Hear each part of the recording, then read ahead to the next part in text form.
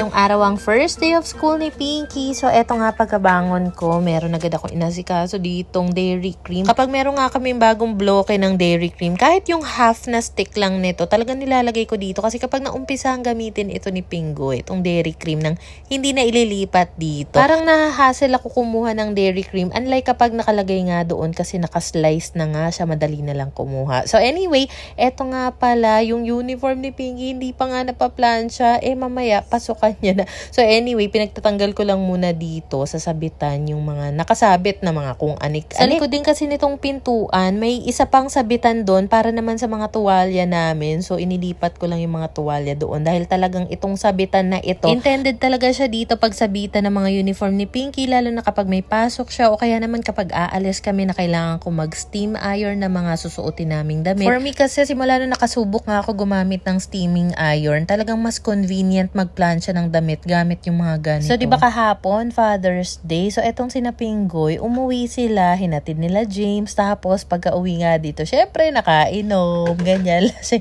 ang ending, hindi nakapagluto ng breakfast ni Pinky. Pero walang problema naman yan, very understandable naman. Kaya, ganito, ang aga nga naming nag-prepare dito.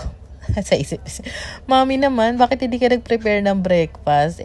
Kasi naman, nakala ko kaya ni Pingoy magluto ng breakfast. Kasi talagang, minsan talaga masyado akong dependent sa kanya pagdating sa mga pagkain. Sa totoo lang, and okay lang naman akong dumepende sa kanya. Kanino pa ba ako didepende? So, since maaga pa naman, dumiretso nga kami ng Uncle John's. Doon kami bumili ng breakfast, pati na rin baon ni Pinky. For as long as busog naman siyang pumasok, may baon siya, goods na yun. So, eto nga, pagka-uwi nga ni Pinky, tinanong ko siya kung kamusta yung school, nag-enjoy ba siya? Sabi niya, yes daw. Tapos, eto pala yung ginamit ko pansamantagal. Kasi alam mo ba kanina, nung nasa Uncle John's nga kami, habang kumakain ng breakfast yung mga bata doon, sabi ko, love, wait lang, antayin niyo ako dito. Maghahanap ako ng ID lace. Wala akong mabilhan. Paano ang aga-aga?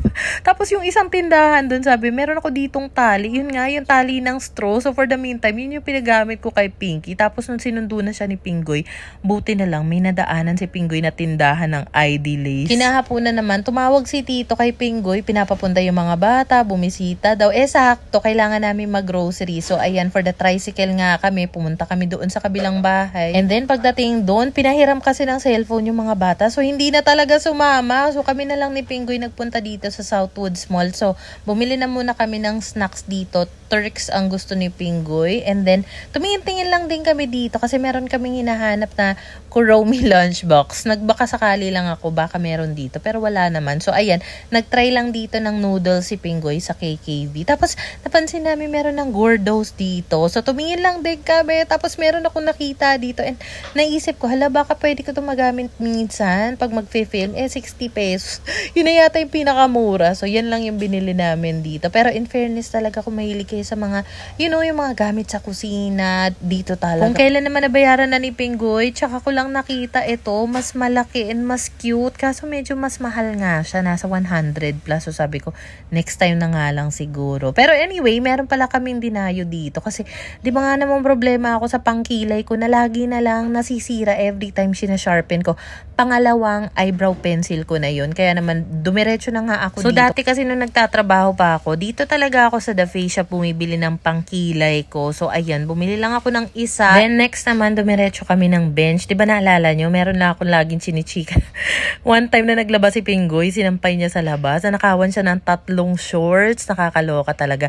So, bilang Father's Day naman kahapon, ayan nga, at pumili na nga siya dito. Pero, doon lang siya pumili talaga sa mga sale para affordable lang. Alam mo, nakakatuwa kasi merong isang shorts doon, 200 lang. Yung isa wala pang 300. So, nasulit niya talaga. Nakapili siya ng 3 shorts. O, diba? Happy Father's Day, Lala! At saka si Pingoy talagang deserve niya talaga yan. Kasi, diba, grabe naman kami asikasuhin yan. So, anyway, next naman, dumiretso kami ng grocery.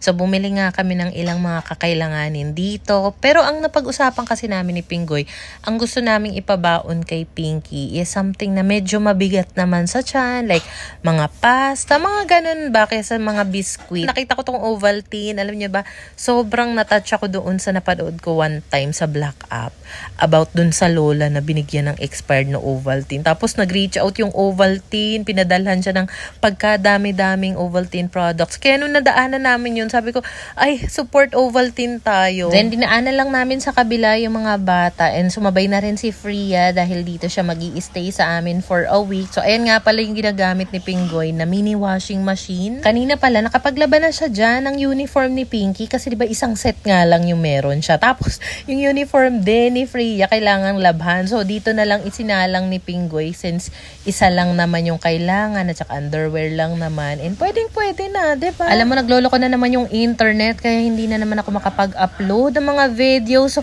ayun lang muna for today's video, guys. Ha, bawi ulit ako next time. Thank you sa panonood!